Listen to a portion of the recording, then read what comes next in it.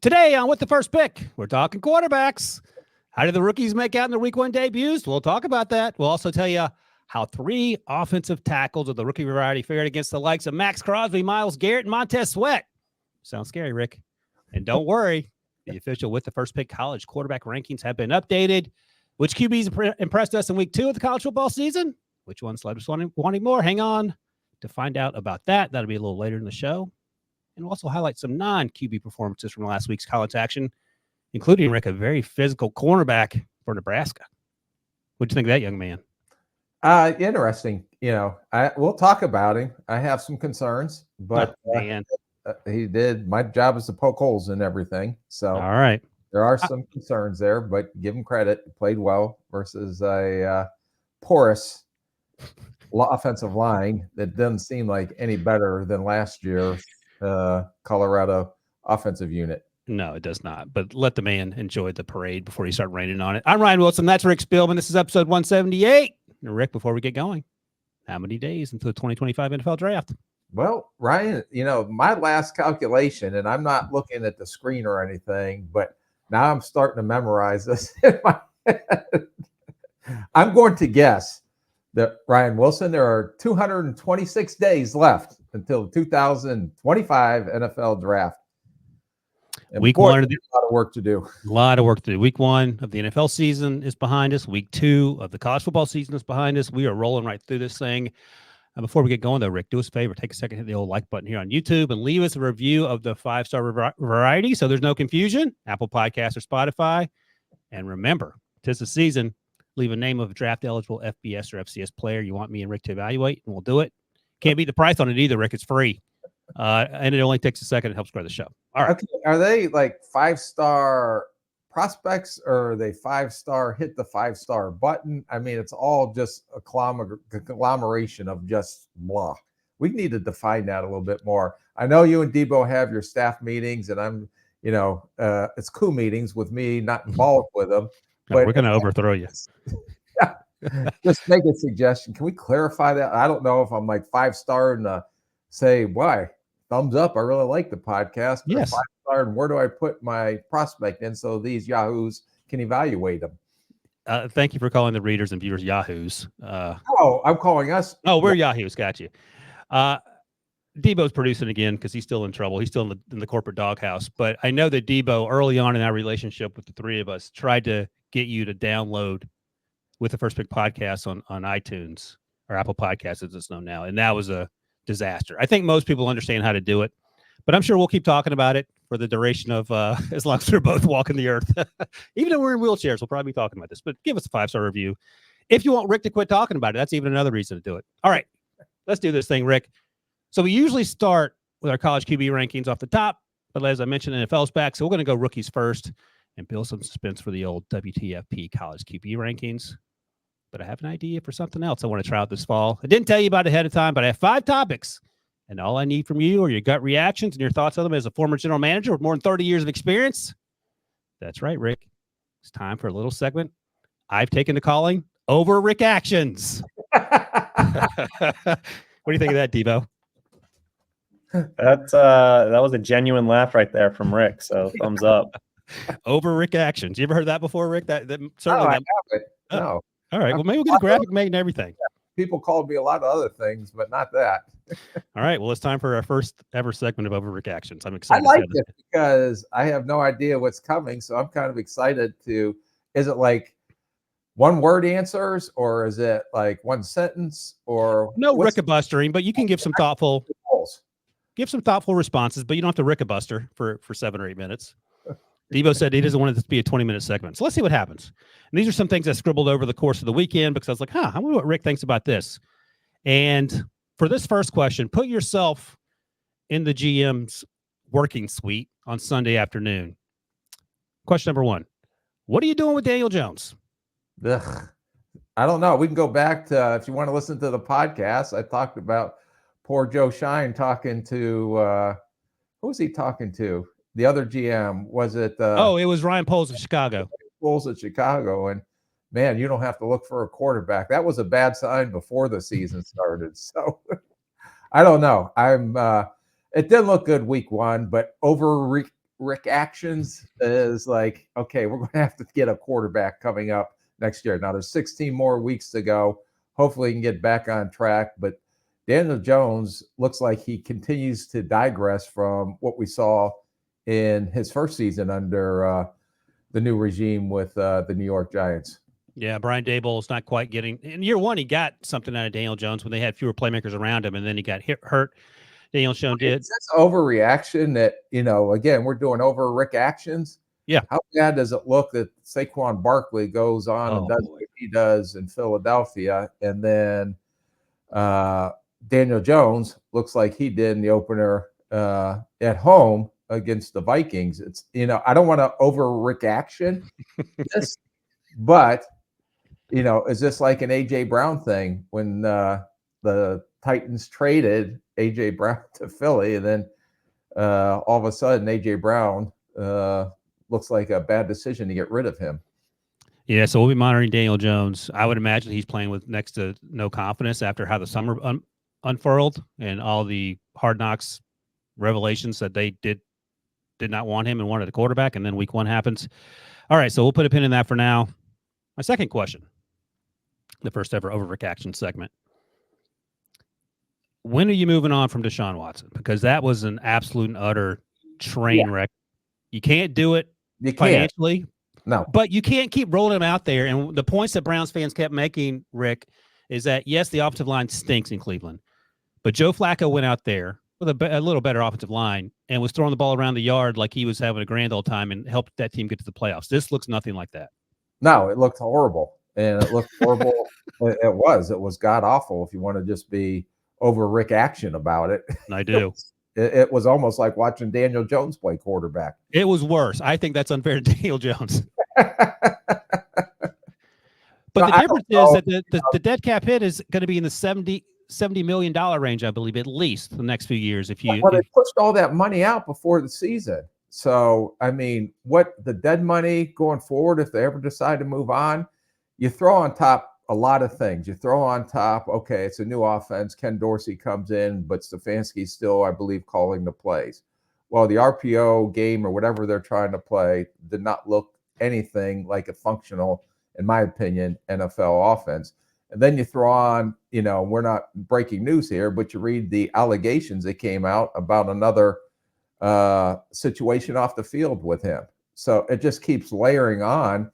And it's like a downward spiral that I don't know if they can stop.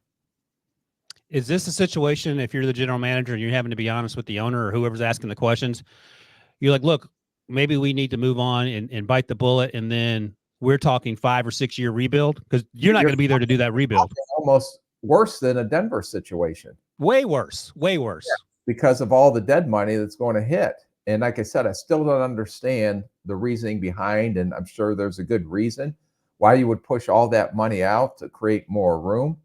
And again, it's week one, so we're going to over Rick action this, but it better start looking better by week 4. It's just, you can just say over Rick act. You don't have to reaction to everything. All right, number 3, keep the quarterback conversation going.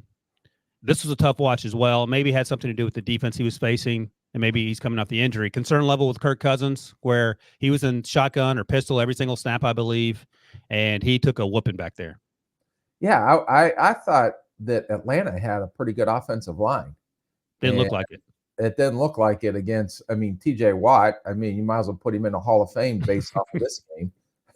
It was like incredible in that defense. And coming up this week, they have to go to Philly on Monday night.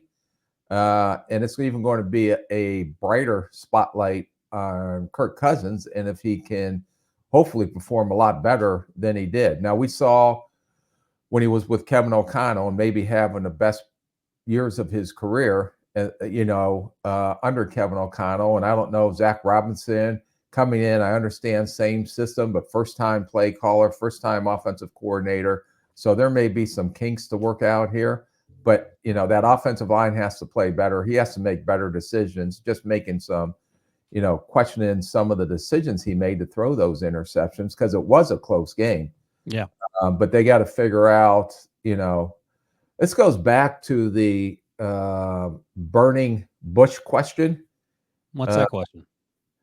do you play your starters to get them lathered up or not? And the teams that seem to play their starters in the preseason seem to have a little bit better flow than the ones that didn't. Yeah. I mean, Andy Reid's been a proponent of playing those guys all the time, and fingers crossed everyone stayed healthy, and it worked out for them in week 1 for sure. The Ravens typically don't pay their starters, and a little rusty, but obviously Lamar looked like he not missed a beat, lost some weight. Okay, so Kirk Cousins' concern level probably not quite as high as Daniel Jones and Deshaun Watson, correct? Not yet. No. Okay. All right, here's a question that you have some familiarity with. How do you manage losing someone like Jordan Love in week 1 and having to roll with Malik Willis, who you just brought from the airport what feels like 2 hours ago in that trade, and Sean Clifford, it looks like it's going to be the backup. So that's at least a month, it sounds like? Yeah. Okay. This is the Dr. Rick segment. Oh, good. Another segment within a segment. You'd like to see it. Yeah, we need a couple segments. Put on your white lab coat. Let's go. Yeah, just to feature me. What's Dr. Rick got? I think that they would have put him on IR if it was something significant. Now, an MCL, I understand that those are painful, but you don't need surgery. A lot of times within 2 or 3 weeks, you can come back and play. Now, it's a little bit harder if you're a skill guy, like a receiver running routes or something like that. But maybe, and I understand that he uses his legs, but he's not Lamar Jackson, but he is a good thrower from the pocket and some play action. So from a pain tolerance level, and when he's able to go out there and function and protect himself, it may not be, it's a significant injury, but I think if they were really concerned, they would have buried him for 4 weeks. Malik Willis, and correct me if I'm wrong, was LaFleur there when they drafted him in Tennessee, or was he already the head coach at He was already gone, I'm pretty sure. He was already gone at that time? I'll double check, but that's a good question. So that's a thing that popped into my head. Did he have any familiarity with him? Because why Malik Willis, if there were other guys out there potentially that they could have traded for, maybe not. But at least Malik Willis, he can make plays with his legs. He has some inconsistency throwing the ball. They'll be able to adjust some of the things schematically. And I think since he's been there, if he has any familiarity with the offense, they should be able to go out and function. But they're going to have to rely on playing better defense than they showed in week 1. And they're going to have to be able to run the ball. And they should have it with with Josh Jacobs in the backfield. Right. Matt LaFleur has been in Green Bay since 2019. Okay. So Malik was drafted after he left, third-round pick. And here's the other thing that I checked as soon as I heard about Jordan Love. Next 2 weeks, they're AFC games. So they're, quote-unquote, not as important, Indy and then at Tennessee. And then you have Minnesota, Rams, Arizona, back-to-back-to-back. So we'll see where they target trying to get Jordan back out there. But you hopefully can hold on for dear life the next 2 weeks. It would be something to see Malik Willis go up against Will Levis in week 3 if that happens to be a thing there. That wasn't a very good performance either. But you're hoping as a backup quarterback, to be honest with you, if you can go win 50% of your games on what he has. So if they have to play in 4 games, if they can win 2, I think you're playing with house money. So does Rick Spielman, Packers GM, would you rather have Ryan Tannehill on short notice? Well, not if I know that, Jordan Love is coming back. Sure. In a perfect world, yeah, that he would have been there all training camp, familiar with the system, X, Y, and Z. And does Tannehill have ties with Matt LaFleur? So that seemed like if Jordan Love was going to be gone for 8 weeks or something like that, then I can see them making that type of move. But if Jordan Love is coming back, in 2 or 3 weeks, then I'm okay with letting it ride right now. Okay. All right. And Tannehill may not want to go there. Maybe he's waiting for someone to totally, get injured where they're gone for the year and he can go in and be the starter the rest of the year. Yeah, I think the Athletic's Diana Rossini tweeted that Ryan Tannehill was looking for the right situation. This was right after Jordan got hurt. So it wasn't clear whether he thought Green Bay, to your point, was the right situation. Feels like a pretty good one, but if you're looking for long-term, that probably isn't the place to go. All right, 2 more quick ones here. More concerned with Bryce Young or Will Levis? Your 2 quarterbacks we talked a lot about last year, and both, to varying degrees, look like variations of dog doo-doo. Yeah, no, and Bryce didn't play till the last preseason game, but their offense or defense, that whole team just didn't look like an NFL team. It wasn't even competitive.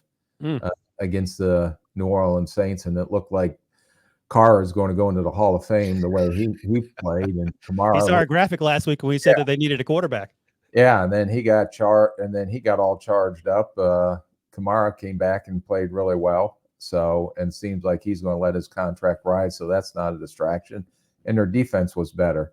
But I thought, because I know Clint Kubiak, I worked with him. He was an offensive coordinator in Minnesota. So I thought he did a very good job game planning and highlighting, which I knew he would, the strengths of the players that he has on the offensive side of the ball. But that looked like a preseason team playing against a varsity team.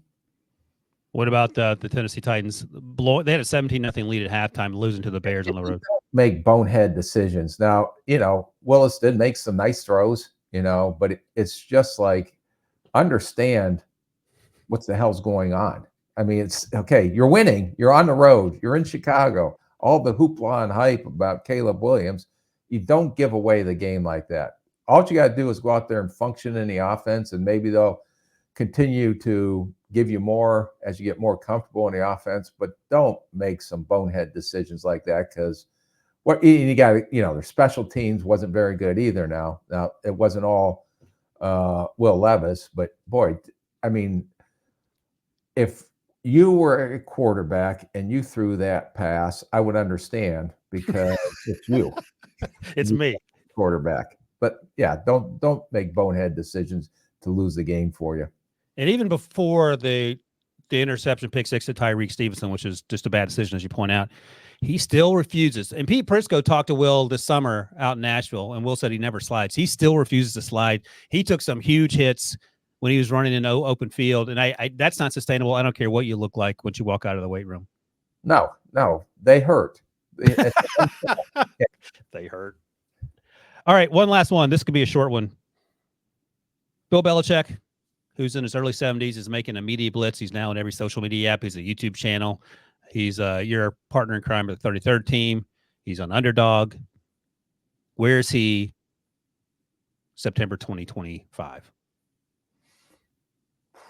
If he has an itch, I think he'll try to get back into coaching under his ideal circumstance of what he wants and what he wants to control. If not, that means everything. Yeah, I don't know. And if not, then maybe he just stays and does his media thing, because I thought he was actually pretty good on a lot of stuff that he did. Right. He's great football with Peyton and Eli last night as well. He is very good at it, but the word on the street, according to Twitter, and Twitter's always right, said he has an itch to get back in there and break the record by Don Shula, the front runner on the Ryan Wilson odds, New York Giants. I mean, they might be in the market for a lot of things next year. But to your point, we'll see if Belichick wants to control everything. Hey, Debo, we're going to take a quick break here, and then we'll get going into the week that was. Let's break. All right. Well, you need your sports news anywhere? We've got breaking news to bring you. Then get your sports anytime you want them. Big trade news overnight to discuss. Because we know you need sports all the time. A lot of movement in the rankings this week. A legend adds to their legacy. We're bringing you that breaking news right here on HQ. CBS Sports HQ, anywhere, anytime, all the time. All right. Well, how'd you feel about the first ever Rick Action segment? I don't like that. I don't know the rules. I just went off the cuff. But am I supposed to act like I'm overreacting, or am I supposed to say something stupid and then, so would I really feel? It's you and Debo's coup meetings, and just throw it at me, boys. I'm ready to roll. We're trying to get the best out of you, so we had to keep you on your toes. I thought it went pretty well. All right. Things that didn't go quite so well. Let's talk about some of these rookie quarterbacks. And look, we can talk about them separately, and we will, but if we put them in a bucket together, I think the underlying conversation is they were all look incredibly nervous. They all seem to be playing really fast. They all seem to be playing through a straw in terms of what they were seeing. And it's going to get better from here. But let's start with Caleb Williams. We mentioned briefly Will Levis in the previous segment here. His stat line, 14 of 29 for 93 yards. He rushed 5 times for 15. Keenan Allen dropped a touchdown. He had another touchdown, batted down opportunity. Keenan was open on the subsequent play in the end zone. Ernest Jones knocked it down. A great play by him. But there wasn't a whole lot to be crazy about. The thing is, I'm not concerned about him. I still think he'll be fine. It's just a matter of everything was just moving too fast. Do you have any thoughts on what that looked like for you? Yeah, no, it's exactly what you said. It was the speed of the game was totally different than what he saw in college and even what he saw in the preseason. You're not going to be able to go and do Rodeo Joe running around, flicking the ball down the field 90 yards and all the other hoopla stuff that comes with street ball. You can't play street ball when the varsity's out there. And, but the disappointing thing is he did miss some wide open guys down the field, which, but to me, I think he was just so hyped up, and usually a quarterback, you want to be not that hyped up. You want to be in control and command. But I can understand opener at home, all the hoopla coming in. I'm sure that his anxiety was a little heightened for that opener. Yeah, and he owned it after the game and the post-game conversation on the field. I'm not worried about him. Are you worried about him? No. Next week. Yeah, we got to remember now, CJ Stroud, I don't know if we talked, I can't remember what we said in week 1, but he threw the ball. They were 0-2. He threw the ball 49 times the first 2 games of the season last year. And I don't know if we were overly hyped with what we saw in week 1 with any of the rookie quarterbacks last year. I'm reading this tweet from Patrick Finley, who put this out the other day after the game. Caleb had a 55.7 passer rating, the 11th worst debut among all quarterbacks picked first overall since 1970. The good news is the other names on this list turned out okay. John Elway had a 0.0 in his debut. Terry Bradshaw had a 19.3. Matthew Stafford, 27.4. Troy Aikman and Eli Manning are also on the list. So that means he's going to probably be a Hall of Famer. So that's good news. But week 1 was sort of tough. Your other point about CJ Stroud and the Texans last year, and we talked about this to death in the month since. They pulled back the playbook, and then they fed it to him slowly, and things took off. CJ had a lot to do with that, of course. And Chicago's got to be able to run the ball better, too. Yeah. Because that'll take some pressure off him as well. Don't throw it all on the damn rookie. Right. Devondre Sweat was causing some problems at times. Yeah. Next week, you know who the Bears face? Who? Tennessee Titans on the road. No, I'm sorry. The Houston Texans on the road, the CJ Stroud matchup. No. So that'll be fun. Before we get going here, and this, I have an idea of what these grades are going to look like for the NFL guys. What's your grade for how Caleb performed in week 1? Oh, boy. C. Yeah, I was going to say C minus. I mean, the grades are going to be the same. Let's be real. Yeah. All right, let's go to Jayden Daniels in Tampa Bay.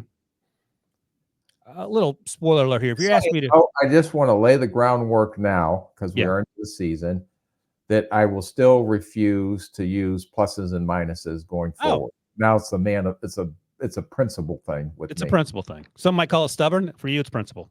Yeah, it's principles. Okay. Jayden Daniels, 17 of 24, 184, no turnovers. And as I mentioned, Caleb had no turnovers either. So that's a start. You didn't turn the ball over. Rushed 16 times for 88 yards and 2 short scores. But my takeaway with him, I thought of the 3 quarterbacks we're talking about, the rookies that played, he played the fastest in terms of everything seemed too fast for him. It was one read, and I'm running. The difference is he's the best athlete on the field, or one of the best athletes on the field. And we talk about Will Levis not sliding. The funniest thing for me, I think he needs to figure out how this is. When he tries to slide, it's like someone tripped him when he's running down the hall to go to lunch in high school, and he just sort of barrel rolls to a stop. That's got to sort itself out. But at least he was trying to avoid taking hits. I think he'll be fine. But again, this looks like someone in the game for the very first time and sort of being rushed with everything. Yeah, well, he doesn't have a great supporting cast around. I mean, Miss McClellan down the sideline, on a wide open shot. And you're right, the most athletic quarterback of the rookie quarterback class and the most unathletic somersault that I've ever seen when he's trying to slide. Stop, drop, and roll. Yeah. Jesus.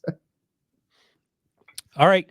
Hey, Debo, can you flash that graphic I dropped in Slack there, the Jayden Daniels one? Because last week we had our buddy Eric Galcon from the Shrine Bowl. One of my bold predictions, Rick, was that Jayden Daniels leads all rookies, no matter the position, in rushing. Guess who was the week 1 rushing leader for all rookies? Yeah, over Rick Action. This is from StatMuse. Yeah. Look at that. Week There 1. Yeah. Bold predictions. Bold predictions. You're right on. Our bolding. So that's why I said earlier I'm maybe the smartest person you know. My guy didn't even play hardly. Luke? Corum. Oh, Corum. I was thinking about the Luke McCaffrey one as well. Yeah, Corum. Yeah, I don't know if it was a third down blocking situation or what. They leaned on Kyron a little bit. But His time will come. his time will come. We got 16 more games to go. All right, next up. Oh, before we go, Jayden Daniels grade. C. Yeah, I'm going to give him a C. I'll give Caleb a C minus, and then we'll see if Bo Nix can be the tiebreaker here, or at least make a run for number one. I don't think so. So Bo Nix in Seattle, that's a tough place to start. No matter how many years you're in the league, that's his rookie debut. That's even tougher. 26 of 42, 138 yards, no touchdowns, 2 interceptions, rushed 5 times for 35 yards, had a touchdown run late there. Nice little nifty show of athleticism to get into the end zone. But we talked the other day, Rick, and my first question to you was, why are we having Bo Nix drop back 46 times in his debut? Well, you might as well, because it's an extension of the run. I think he averaged like -6 yards in the air. They never went down the field. When he went down the field, he really made some poor decisions on the interceptions that he threw. The one in the red zone, they was thrown to a 7 route or a corner route. Oh my gosh, it was double teamed the whole time. Yeah, and then he's falling back off his back foot, off balance, and then there was a dropped interception on an in route. The other interception he threw, their guy was triple covered to the right side of the field. It was like, okay, so we're going to just try and dink him dunk him to death like he did at Oregon, and that doesn't work here in the NFL. And then he started just seeing ghosts. So he was dropped back, feeling the pressure, even though the pressure wasn't there, never in rhythm. Forced throws into coverage. He had the one late TD scramble, but other than that, it was not very good for someone who everybody was saying coming out of the preseason may be the most pro ready. Well, as you find out, varsity defenses are a little different than they are in the preseason. Yeah, I wasn't one of those people saying that. You had him ranked pretty high, if I recall correctly, during the preseason. I'm going to hold you to that. A couple things I do want to point out. I'm not down on Bo Nix. All these quarterbacks struggled in week one, and it's not the end of the world. I don't like the idea of him dropping back 46 times or whatever. I thought on 3rd and 6, he ripped the ball over the middle of the field to Cam Sutton and Cortland Sutton, and Cortland dropped it. Yep. That doesn't help. It was a hair behind him, but Cortland Sutton makes that catch 99 times out of 100. And then later I thought he did a great job on a back shoulder to Josh Reynolds down the left side for 25 yards. That was a good throw. So there's some nuggets in there, but the other stuff, again, like Jayden Daniels and even probably more than little Caleb, I thought he played a little too fast, but that's okay. It was the other thing I talked to you about, the game was close. So I don't understand why you're not trying to lean more on the run game and why you have him. I understand the passing game, the negative air yards is an extension of the run game, but I don't think you want to put any quarterback in a situation who's making a start, but whatever. No one asked me. No one's asking your opinion. No one's asking my opinion. I forgot to mention, by the way, next week, the Commanders host the Giants. And if Daniel Jones doesn't play well in that game, if he's overshadowed by Jayden Daniels, Lord help the New York Football Giants. And next week for Bo Nix, they're hosting the Steelers. So good luck with TJ Watt. I'll just leave it at that. We'll see who the quarterback is for Pittsburgh, whether it's going to be Russ or Fields again. All right. What's your grade on Bo? D. I don't disagree. I gave him a D because the decision making, the turnovers. He can't turn the ball over. The other ones didn't turn the ball over. That's true. That's true. And again, these guys will all get better, which is a rough outing for all of them for sure. But last year, as you talked about, CJ struggled as well. So the unofficial with the first pick, NFL Week 1 rookie quarterback rankings, Jayden, Caleb, and Bo. I think that's right. Yikes. All right. Let's take another quick break here. Oh, actually, before we do that, let's talk about these rookies. We'll talk about the offensive linemen. And Ricky had a good idea yesterday. I had some skill position players we were going to chat about, and you said, let's talk about the rookie offensive tackles, all first-round picks, all playing positions they didn't play last year in college, and all facing some dudes. So let's start with J.C. Latham, the new left tackle for Tennessee Titans and Will Levis. He's playing next to Peter Skoronski's last year's first-round pick at left guard.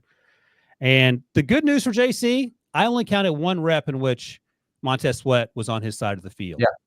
So that was good news. And he did a pretty good job, I thought, with DeMarcus Walker over him. And one of the other things that we talked about this summer when we watched him in preseason, and it showed itself again on Sunday, he and Peter Skoronski are going to be a real issue against the run. I think he has to get better in pass protection. He is so insanely athletic for that size, and he's obviously very strong. So I think he was able to compensate for some early losses in the pass rush rep with his athleticism and power, but he'll get better there. But overall, I thought you should. What does that mean? What's your face make? Go ahead, finish your point. I don't. No, agree. I think he's going to get better. I thought he had a good first showing, and I think he's going to be comfortable on the left side. He has a chance to be really good. Yeah, You didn't like him? I loved him in a run game, Okay. although that's what his comfort level is, coming off the ball. Now, a few times he has to understand that if you're cutting off the backside, that you got to get on your horse and go. It's Yeah. not some of these college guys. You know, Hey, let me ask you about that, by the way. That's a good point, because I remember thinking that when he was asked to use your words, cut off the backside, he struggled with it at least 2 times that I recall. Is Yep. that an issue with, I mean, I would imagine Coach Callahan knows how to coach offensive line. Are you asking him to do something he can't do, or he's just not playing fast enough like the quarterbacks? I think they're adjusting to the speed of the game. It's the Okay. first time he's seen this, and a little bit technically, but you got to get on your horse and go, because these dudes are going to crash from the backside. So I think a lot of it is a little bit of eye-opening for these guys and the speed of the game. If you rush him down the middle, you're not going anywhere. He just stonewalls you. But he struggled versus DeMarcus and Darrell Taylor, who they traded for, right before the season started. He had some issues with some of those counter moves outside when they got the edge on him or inside. It's just speeded up. It was almost more not physical issues as I'm thinking instead of just reacting. And I think he's going to be fine. But he gave up, out of all the things I charted, the most pressures out of any of these guys, although Guyton we'll talk about here. But I thought that run blocking, good. Pass protection, you rush down the middle of me. If I get my hands on you, you're not going anywhere. But it's all the other things that he has to process and speed up, because it's not like playing against McNeese State or someone like that. These guys are all varsity players that know how to rush the passer. So I think he will get better. I think this was a learning game for him as well.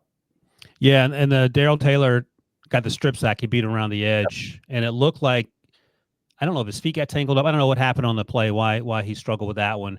But the other thing that stuck out to me on that play when JC got beat is that Tyjae Spears lit up Tremaine Edmonds in the middle of he picked up the Russian linebacker, and you hate to waste that running back block when you don't do your job as left tackle. But I was a little higher on JC than you were. That's okay.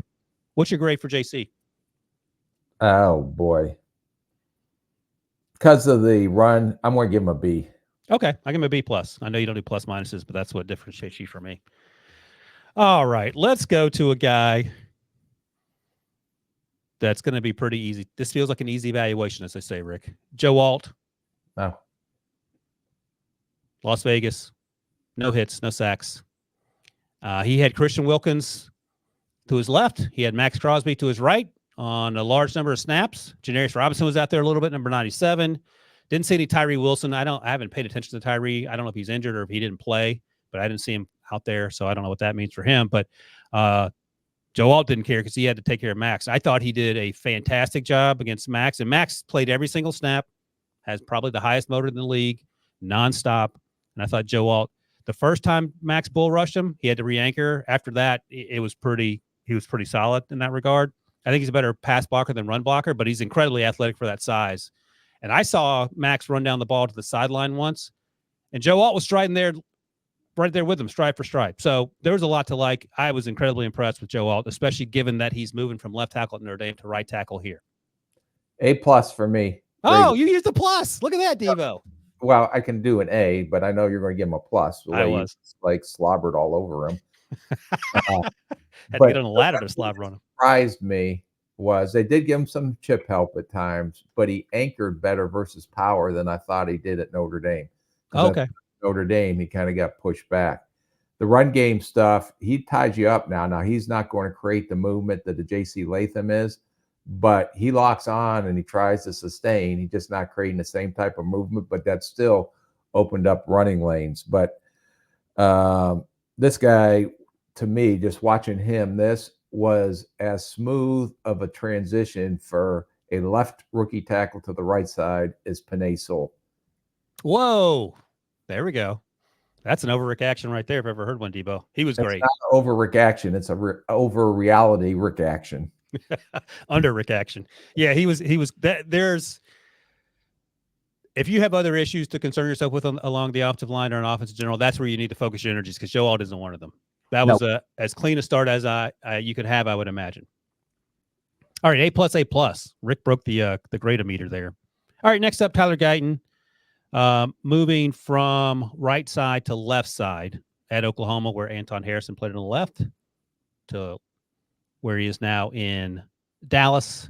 And they gave him a lot of miles. And not only did they give him a lot of miles, they had miles lined up at 7, at 9, at 15. I don't know if that's an actual technique, but he felt like sometimes he was starting next, like he was in the slot. He was trying to get an angle. And Tyler had some issues early on. He had some moments where he was okay. It was a tough ask in week 1. I'm sure he would have preferred to get the J.C. Latham treatment where they put Miles on the other side, but they didn't do that. I thought it was encouraging, but it wasn't the Joe Alt conversation. It was a little less than the J.C. Latham conversation for me. To me, this kid has unique length, and he's a unique athlete. And I really loved his grit and toughness, and he never backed down. Now, he made some mistakes, and, you know, that's a tough draw when you get Myles Garrett coming off the edge like your first NFL start on the left side. But I thought Dallas also had a good game plan with some chipping help, with moving Dak out of the pocket a little bit. They did, I thought, a fantastic job with their offensive game plan to help him out. But I think this kid's going to be a really, really, really good left tackle. Now, he's going to have to learn on the job as he goes. But the 3 things that he has: length, athleticism, and grit, toughness. And if you have those, the other stuff will come as he learns on the job. But this guy has an arrow going up for me. So you think he did a little better than JC in week 1? Is that what I'm hearing? Oh, okay. All right. Good luck grading him because you gave JC a B. I'm going to give him a B with a bold. Bold B. Okay. I gave JC B+. We both gave Joe Alt A+, and I gave Tyler B. All good starts, and arrow pointing up on the guys to use the Rick phrase there. All right. That was fun. Good call. I'm sure we'll get to skill position players and defensive backs and edge rushers as we get through this process, but good start by the offensive linemen. Rookies playing new positions in week 1. All right. We're going to take a quick break when we come back. The much anticipated with the first pick, college QB rankings week 2 updates right after this. There are some things in life that you can't quite explain. An extraordinary story. Maybe it sounds flawless, looks effortless, or makes you feel like a part of history. The first ever goal for BFC. And when all of those phenomenons come together, it's perfect. Pitch perfect.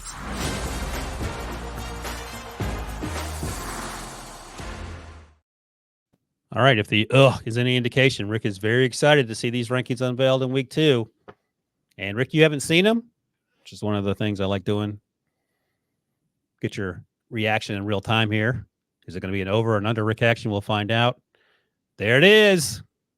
There it is. So I won't read them all out if you're listening, but we'll go through them, and we'll go through them sort of by order here. But Rick and I both agree, just like last week, that our number 1 quarterback is the same. This time it's Quinn Ewers. Got a chance to watch him. And something else worth noting, this isn't how we feel these guys are going to get drafted or our final list of quarterbacks. This is just guys we watched in week 2, sort of based on the opponents they were playing, to get a sense to try to watch all the quarterbacks early on and then circle back. So don't read too much into this if you don't see your favorite quarterback on here. We will get to them at some point. These are just matchup based and then output based. So Quinn Ewers, number 1 for both of us out of Texas, went up to Ann Arbor, and they whooped up on Michigan. And Michigan's defense was supposed to be good. Michigan's defense wasn't that good. I haven't gone back and watched Mason Graham. I haven't gone back and watched Grant or Will Johnson, but I did watch Quinn Ewers. We did watch a little Isaiah Bond. I haven't watched Kelvin Banks yet, the left tackle, but we'll get to that. But Rick, this dude's making a case to be in the mix among the first quarterbacks drafted. Quinn Ewers did. I was impressed. And I think for the first time, it feels like in 3 years, I finally got to see him show off his arm strength a little bit. He's a better athlete than, I think sometimes we give him credit for. He moved around the pocket well, throws the layered balls, I like to call it, the second level ball, good touch and accuracy. Great throw in the end zone to the tight end who had a big day. He's a Senior Bowl guy. Helm, I believe his name is. Tell me about Quinn. Well, how do you threw what, 6 touchdown passes? Is that good? No. It's almost like the performance he had. The thing that I really love about this kid is he goes on the road. Last year, he beats Alabama in Alabama and plays maybe his best game of the whole season. This year, he goes up to the big house and on national TV goes and does what he did last year and even better. So this guy really had poise, patient, everything you want to see in a quarterback. Now he has some dudes around him, NFL caliber dudes, but this guy was the real deal this game. And he has a good arm. He's not a rocket arm, but he throws with anticipation, his accuracy. The game just looked, as much as we talked about the rookies in the last segment, how fast the game looked to them, this game looked like it was in slow motion for him in a positive way on how he's seen and where he went with the ball and how he had a total command of this offense. So another guy that made smart decisions, staying in school, playing, getting that extra experience. So this guy is going to continue. If he plays like this, he'll continue to rise up there, and he may be pushing for that potential #1 overall spot. Right. He's played a ton of football in college. He's accurate, like you talked about. He's accurate. And one of the notes I made is that he's incredibly accurate when he doesn't have time to set his feet. And he plays on time a lot, but he can get outside the pocket and move the pocket if he needs to. What's your grade on Quinn on this Michigan performance? Hey. Yeah, I give him an A+. My comp isn't a good one. Do you have a Rolodex comp for this? Oh boy. No, I can't remember what my comp was for him. All right, we'll circle back on that because I'm trying to think of who he reminds me of, and the answer is no one that I should say out loud right now. All right, next up, #2 on both our lists, and if you're watching the YouTube show, you should know Rick's favorite shirt, my fuzzy Syracuse shirt. Yep, love the Velcro shirt, the sweatshirt that you wear, and you only wear it when they win. So you're a bandwagon guy.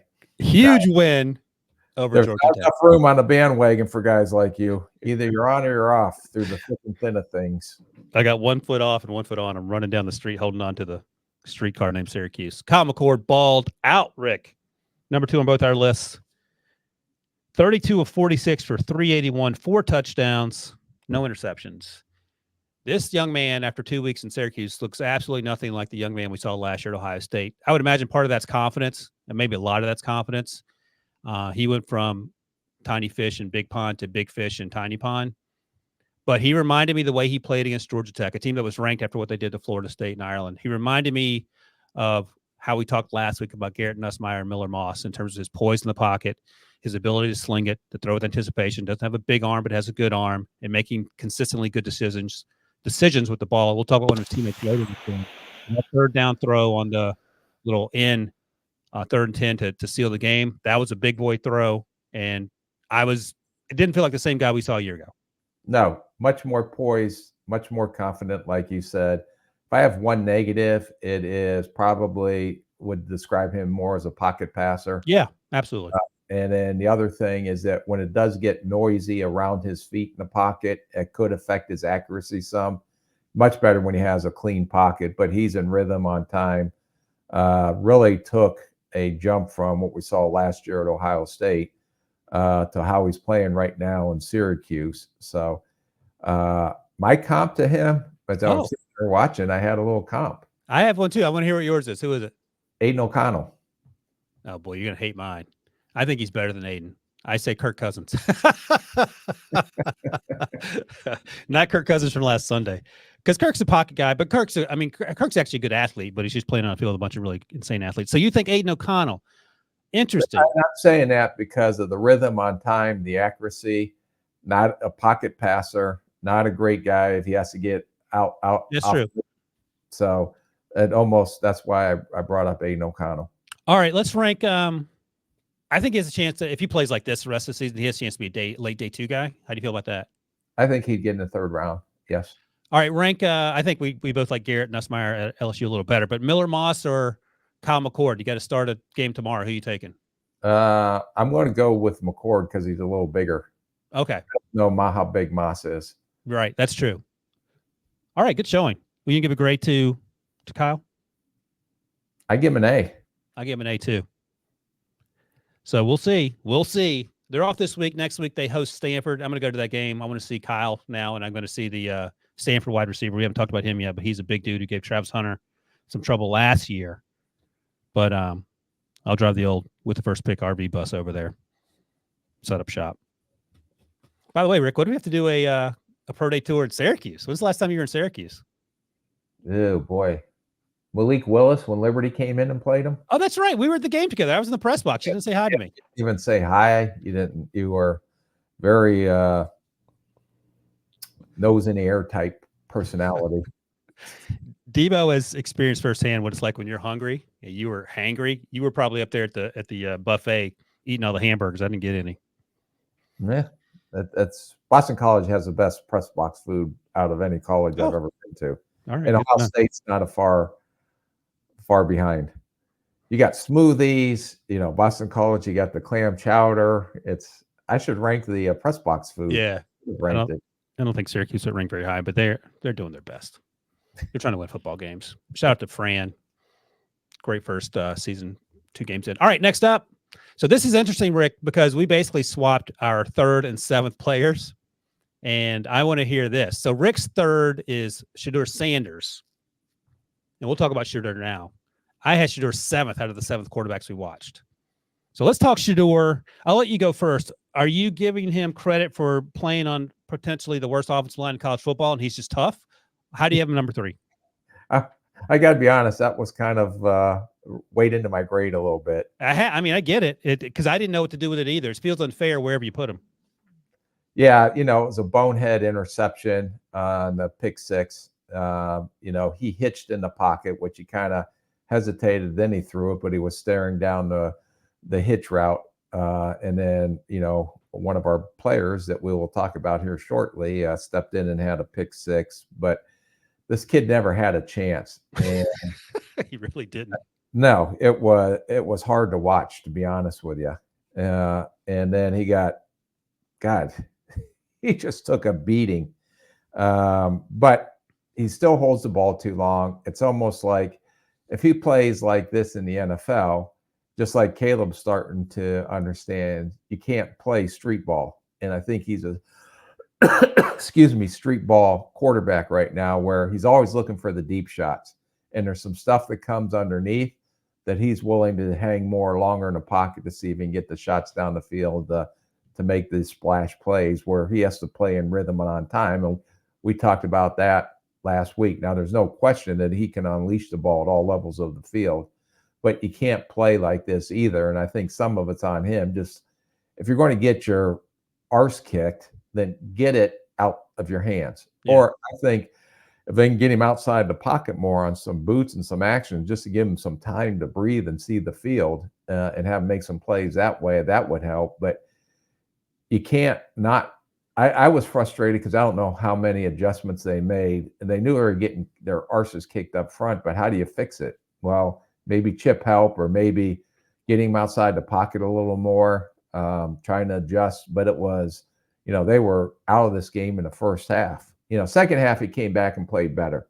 So I did give him credit for toughness and for, after getting just taken to the woodshed the first half, he came back and fought, made some nice throws in the second half.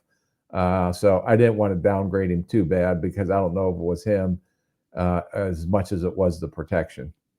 Right. And that's the hard thing to figure out.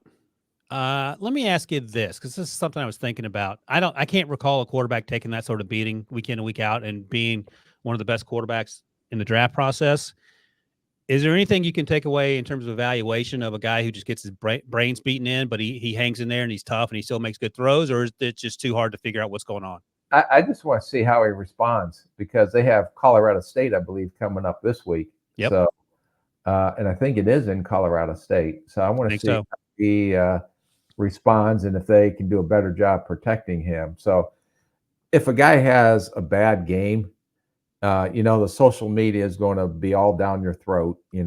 Everybody's getting all over Colorado, and the fans are jumping off the bandwagon after that exhibition in Nebraska on national TV. But I want to see how he responds this week. And if he comes back and is able to ignore all the negativity out there and can perform, then that tells you what type of character he is and competitor he is. Colorado at Colorado State, Saturday, 7:30 p.m. Eastern, CBS. Yeah, and he still has a chance to be QB1. I still think he's a really good quarterback, still a first-round pick for me, so on and so forth. But this week it was a tough watch for the reasons that we laid out here. By the way, Debo informs me that my comp for Quinn Ewers, Brock Purdy. Well, That's not terrible. I was expecting worse. What's your grade for Shador?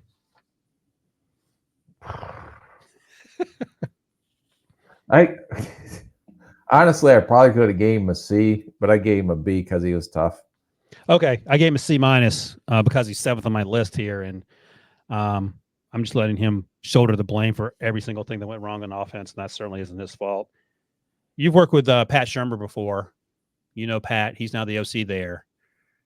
There were some knocks against the fact that they just refused to run the ball, but I'm guessing they can't run the ball. That probably has something to do with it as well.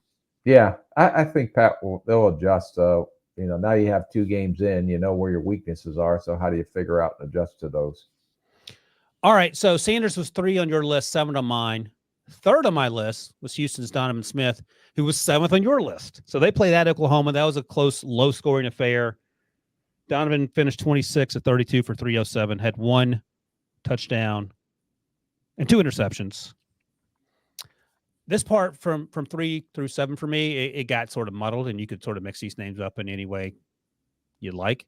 But I wanted to talk about these quarterbacks because they're going to be talking points throughout the rest of the year. So I watched Donovan over the summer. I didn't love him. I liked him a little more in this game against Oklahoma on the road. But he feels like a day 3 guy that's going to be a developmental quarterback, and he's not going to be someone that's going to come in and play right away. And by that, I mean, he's not Aiden O'Connell, who was drafted on day 3, or Jake Hainer, or even Clayton Tune. He's something less than that in terms of development and expectations early on. It's a good athlete. He can throw off platform. Like to see him a little more consistent on deep throws down the field. He missed some throws down there. Had the interception in the 4th quarter. I don't know what to make of him other than that. I want to see more, but I had him ranked 3rd just based on the competition this week in week 2. Yeah, I just said very, very, very streaky.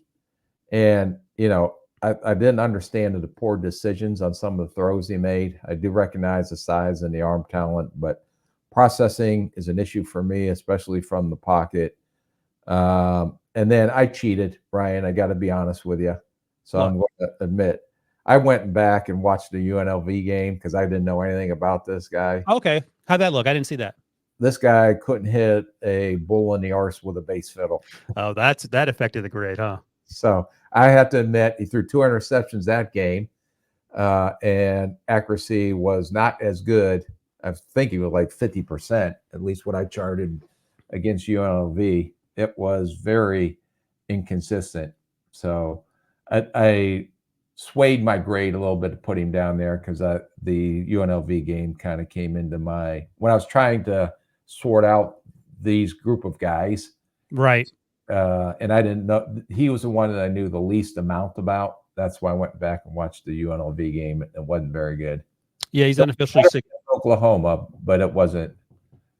UNLV was not good. I thought he was a college free agent off that game. Fair enough. He's listed at 6'5", 241 officially, so he is enormous and he moves well, but some things he needs to work on. So can't imagine you gave him a good grade. D. Jeez, a pizza. I gave him a B-. You can tell us, folks, you got a C if you average those 2. All right, next up. We both had Dylan Gabriel, Oregon quarterback by way of Oklahoma, by way of UCF at number 4. He's listed at 6 feet, which probably means he's 5'11". He's been playing college football for what feels like 10 years. He has a better arm than I thought from watching him. And we heard our buddy Eric Alco, the Shrine Bowl, talk about that last week and guys he's interested in seeing this year. And he was able to spin it a little bit. He's just undersized and did a lot of the same things they felt like they did with Bo Nixon. You just talked about that earlier, just throwing the ball in the flat and letting the playmakers make plays. He was able to push the ball down the field when he needed to, showed good touch on a couple touchdowns. We'll talk about some of the guys he threw touchdowns to a little later. But I don't know what his future looks like in the NFL at that size. And good athlete, not great athlete. Yeah, I went because that was a tight game, and that running back's the real deal. Oh, right. Thank you. Ashton Genty, might be the best player on planet Earth right now from Boise State running back. Yeah, and he made some nice deep shots, when he can get it out on time, but he missed some open receivers downfield late in the fourth quarter, which could have put the game away or gave him a chance. And then they had the DPI at the end there. A lot of experience. He has some savvy position, but I think his physical limitations and arm talent are going to have him in a lower ceiling than some of these other guys. Give him credit for what he's done. I guess guy that popped into my head because it's real time. I mean, I've watched him, but really kind of studied him a little bit. Stetson Bennett, like. I was having trouble with that. That's a good one. I was trying to figure out who he is, and I couldn't really come up with anyone. The other thing that I think alarmed Oregon fans in week 1, and they had never beaten Boise State, by the way, until Saturday night. They were 0-2 previously, and they almost lost that game. He holds the ball too long at times, and he takes a lot of unnecessary sacks. We didn't see Bo Nix do that a lot last year. So this team, and the offensive line struggled too, if we're being honest. There's some guys in Boise State I'm sure we'll talk about on the defensive line. And going back a few guys, Nebraska has some guys on the defensive line we'll be talking about in the future as well. But, all right, number 4 for both of us, Dylan Gabriel. What was your grade for him? C. I already gave him B-, so that's not far off. All right, so 2 more guys to go, and we just have them swapped at 1-6 and 1-7, 1-5 and 1-6, excuse me, so half a dozen to 1. Let's start with your guy at number 5, Connor Wegman. I put him on the list because I wanted to see how he bounced back. He didn't play a Power 5 school or whatever we're calling it now. He played McNeese State, only played the first half because they were whooping up on him so bad. It felt like guys were running routes against the air. They were so wide-ass open all the time. Had 2 touchdowns, showed some athleticism in one of the scrambles. I don't know if I learned much based on what we saw from week 1 to week 2, the Notre Dame loss. Next week they play at Florida, so we'll see what that looks like. But what'd you take away from Connor Wegman? Feel any better, any worse, the same? A little better. Okay. But he, like you said, the guys were open. He was never really pressured in the pocket. He played with better rhythm this game, but still I have concerns with his accuracy. A couple of those wide open receivers had to adjust to some throws. Look like he's aiming the ball at times instead of just throwing the ball, almost mechanical to a fault. I thought he was better, but this was an inferior opponent. So I'm holding my judgment based on the competition coming down the road for the Aggies. Yeah, Florida next week, as I mentioned. I don't know if that's going to be we'll see if Florida, because that didn't look very good. And when Cam Ward came in, and this guy is not Cam Ward. No. But hopefully they get their defense going a little bit better than what they showed against Miami. Let me give you a Ryan version of an overreaction. Tell me what you think. This is what my thought was in the back of my mind after week 1 loss to Notre Dame, and then after watching the McNeese State game. You think Connor Wegman should come back to school? Yes. Is there any rush to come out? No. Okay. Because there's all that first round buzz in the summer, and we talked him up. As of right now, he'd make a huge mistake if he came out. Okay. All right. So that's not an overreaction. That's maybe smart. Reality. Yeah, good. All right. Good. I'm glad we agree on that. All right. It's Rickality. Yeah, graphics department's got a lot of work to do by next show. All right, finally, Jalen Milroe played against USF. I almost put Byron Brown on here, the quarterback for USF, because he's gotten a little buzz, but he was too all over the place. We'll save that for later. Bro, he's a big runner. Yeah. So we'll save that for later, something a little less frenetic. But Jalen Milroe, I'm waiting for him to take the Michael Penix Jr., Kalen DeBoer leap. I feel like that's light years away. Yeah. No, first half was god-awful. I understand the physical traits that he has and the arm talent he has, but if you're trying to compare him to what Michael Penix Jr. did, throwing the ball down the field with accuracy, that's not the deal. Now, he did play better in the second half. I'll give him that. And I understand he's still learning the system and still getting chemistry down with his new receivers as well. That freshman, whoever number 2 is for Alabama, we'll be talking about him as maybe a top 5 pick the way he's been playing. So, but as you watch these guys, and sometimes, hey, this guy sticks out to me. Let me go, oh yeah, well, he's only a true freshman. Maybe I'll put it in my Rolodex so down the road we can talk about it sometimes. But he is the real deal, whoever number 2 is from Alabama, and I will know number 2 here relatively shortly when I make a visit that way. All right.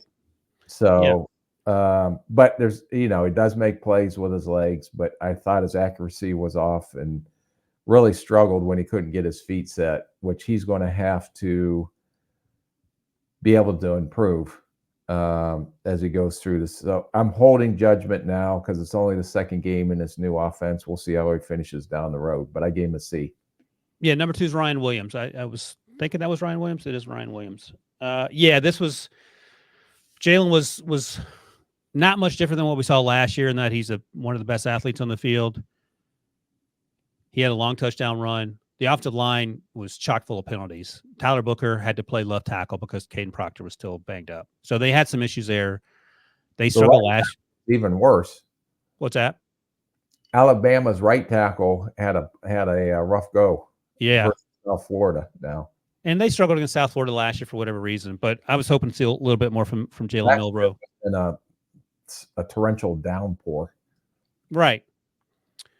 But it ain't going to get any easier because Saturday at noon, they're at Wisconsin. So it'll be a fun game to watch. Yeah. So we shall see. I'd like to see a little more. That's all I'm saying.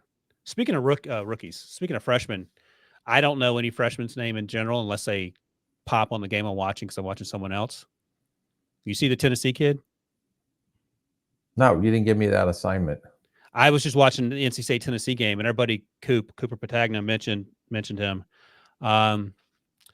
Ye Maliaba is the quarterback for Tennessee. I think he's a redshirt freshman. He's 6'5". He's probably 220.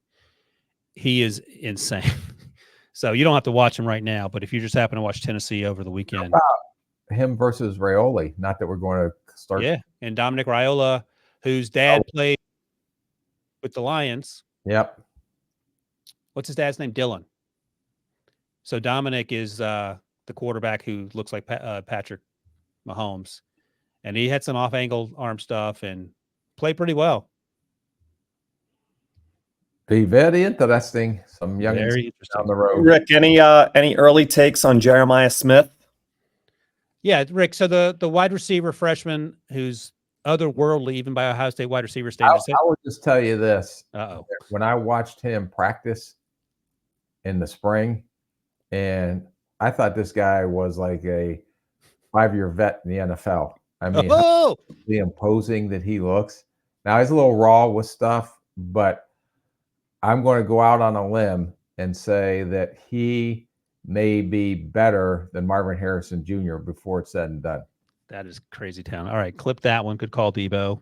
And quickly, as long as we're talking about Marvin Harrison Jr., dropped his first attempt and then was one target, 4 yards, one catch, 4 yards after that against the Bills. So that seems like a game plan that's not sustainable. No, they got to get him involved in the offense. My God, you just took the guy, number 4? Yeah. So far, Ryan is winning the $1 bet of Marvin Harrison Jr. as a future Hall of Famer. Rick, you going to the poorhouse, buddy. Good call, Debo. All right, let's talk quickly about some. You get there, you don't get opportunities. That's true. I mean, the last throw down the field, it was Kyler to Greg Dortch. They could stand on each other's shoulders and still be shorter than Marvin Harrison. You got to do better than that. Just if I remember scouting him, he's pretty good in contested situations.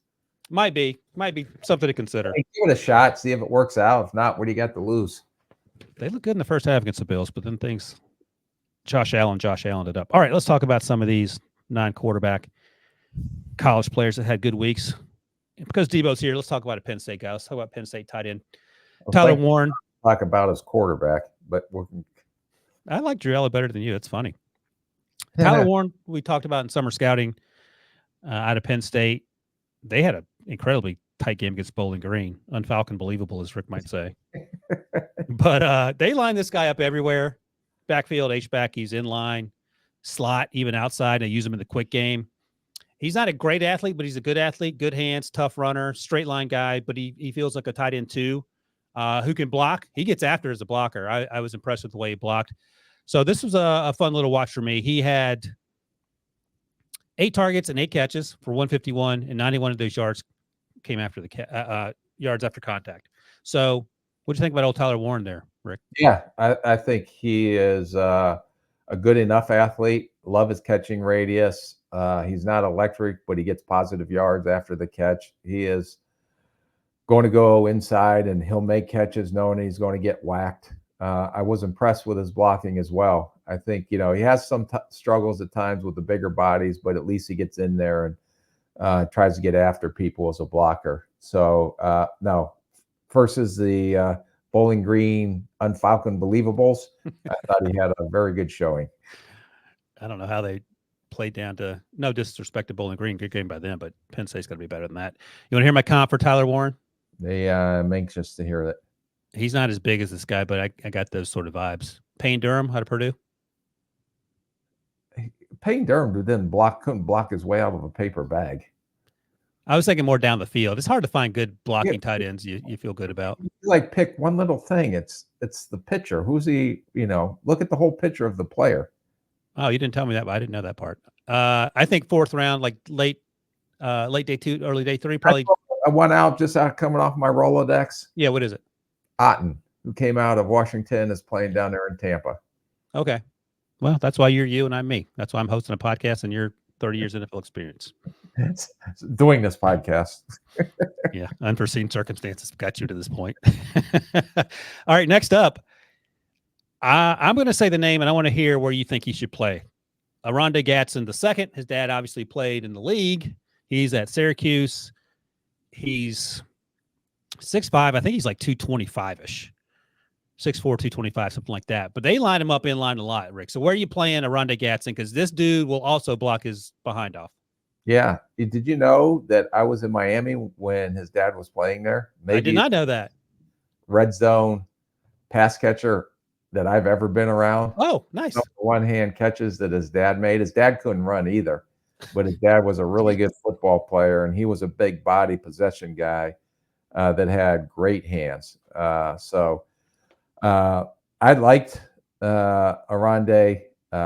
He did, in my opinion, have 2 drops. A guy with that size, he's got to use his body, and he does use it to shield defenders away from ball, but he let the 2 DBs kind of get into his body. So I was a little disappointed with the 2 drops. But I think this guy is a later round guy. I think he's going to run 4.7. I think he's more H-back-ish. H-back. You know who he reminded me of? Who? Because I had a comp, and little Jordan Humphrey, who came out of Texas. You remember? That was kind of a tweener guy. He's playing out in Denver. I think he was on the practice squad and got activated this week. But he did. That's who he reminded me of. I think that's a really good comp. Thank you, Ryan, for pointing that out to me. But little Jordan he was a wide receiver at Texas. Is he playing a sort of a tweener role now? Yeah. Okay. So I thought Gatson was Sean Payton down in New Orleans all those years, on and off practice squads and gotcha this and that, and they brought him out to Denver. I was impressed with how well Gatson blocked in line. He's tough. His dad was tough as nails. Yeah. It's the apple does not fall far from the tree. Okay. I think he will his way onto a roster. Oh, interesting. So I think I'm a little higher on him than you. What's the 40 time? Because I can feel a $1 bet coming on. 4.7 or lower. Or lower? I mean, higher. Oh, okay. He won't break 4.7. Oh, boy. All right, Debo, I'm going to take under Aronde Gatson 4.7. I think he's faster than that. Long strider. All right. And finally, Evan Stewart, wide receiver out of Oregon. We have 2, but we may be running. Oh, right. 2 more. Sorry. I got to turn the page here. Thank you. Finally on offense. How about that? Evan Stewart against Boise State, 5 catches, 112 yards, had that long touchdown. He is a burner. I would be putting my hands on him at the line of scrimmage. Boise State, for some reason, opted not to do that because he feels like once you get hands on him, it's a lot tougher for him to get into his route because he's smaller of size. Thought he tracked the deep ball well, hits top end quickly, all the burner things you wanted to do. I talked about it over the summer. I thought he struggled with contested catches. I think he had one drop in this game that I thought he had a chance to make. But overall, he if you're looking for a deep threat, he's your guy. The problem is he's only 175-ish, but he is 6 feet. I'd like to play a little bigger than that. What'd you think about Evan? Yeah, agree with everything you said. I think when they try to throw him those bubble screens and stuff, he doesn't have run strength. His deal is let me stretch the field vertically because he can definitely run. To me, he is better and quicker twitch than Troy Franklin, who came out last year. That's a good call. Who went in the 4th round to Denver. So I think this guy's a Friday pick right now and may continue to rise if he continues to make plays down the field. Okay. Yeah, I said late day 2 felt about right. I don't know what a comp is for him. I don't know. The Washington guys and the Oregon guys, Troy Franklin, those guys came to mind last year in terms of the 6 feet, but a slight frame. But I don't know if you have a comp off the Rolodex. No, my comp was a quicker twitched Franklin. Yeah, no, that makes sense. I'll end that. All right. And finally, Tommy Hill, cornerback out of Nebraska, had a big day. He's a zone corner who will put his hands on you. And I was talking to our buddy Lee J. Doosable about this. The North Dakota State game that we talked about last week, which Travis had all those fantastic catches. And he said, once a big physical corner gets his hands on you, Travis is not going to be able to do the things he did against North Dakota State. And we saw that in week 2. And I liked him. I thought he was faster than I initially gave him credit for. Here's the thing. Travis Hunter runs vertical routes, hitches, and that's it in the quick game. Like, there's no variation. So it wasn't like Tommy Hill was concerned about anything other than those 3 routes. He would play off, and he'd come downhill, and he'd get his hands on him, and that sort of is a recurring theme. Now, it helped that the pass rush got after it. But it sounds like I like Tommy a little more than you. I liked him. Okay. He got beat down the field. Now, he was grabbing him. It should have been a PI, but, the ball was uncatchable. But this guy's a bigger corner. That's a physical corner. He's a zone corner to me. I don't know if he's going to be matchup versus speed at the next level. And I understand Travis Hunter and things like that. But I think if he gets extended in man coverage, he's going to struggle at the next level. But I did like his physicality. I'm not so sure that he ends up, maybe some teams, if he doesn't run, because he is a physical and a good tackler, maybe look at him as a potential safety. You know who my comp was as I was thinking about it? Who? And this guy actually ran pretty well, if I recall correctly. But he's now playing mostly safety, I think. Alontae Taylor out of Tennessee, who's now with the Saints. That's not bad. Thank you. Yeah. That's an overreaction in the other direction. Yeah. All right, good. I can see him going on day 2. I don't. Okay, fair enough. I don't want to make a dollar bet on that just yet. I only watched one game, and it was against a team that had no offensive line, so I withhold judgment. All right, pretty good. In the books. Pretty good time here. That's it. That's wrapping episode 178. Almost to 200 episodes, Rick. Can you believe that? That's crazy. Crazy Town, USA. All right, remember, we're back to 2 podcasts a week, and on Thursday, great news, Rick, it's the With the First Pick Mock Draft 1.0 live. So do your homework. We're going to do it live on the show, and I cannot wait. There's going to be a trade up for a quarterback, and it probably will involve the Giants. We'll see how that looks. So don't miss it. As always, thanks to my guy, Rick. Thanks to Debo for producing. Hopefully get back up into the Ivy Tower there, Debo. Thanks to all you guys who watch, listen, and comment. We'll see you on Thursday.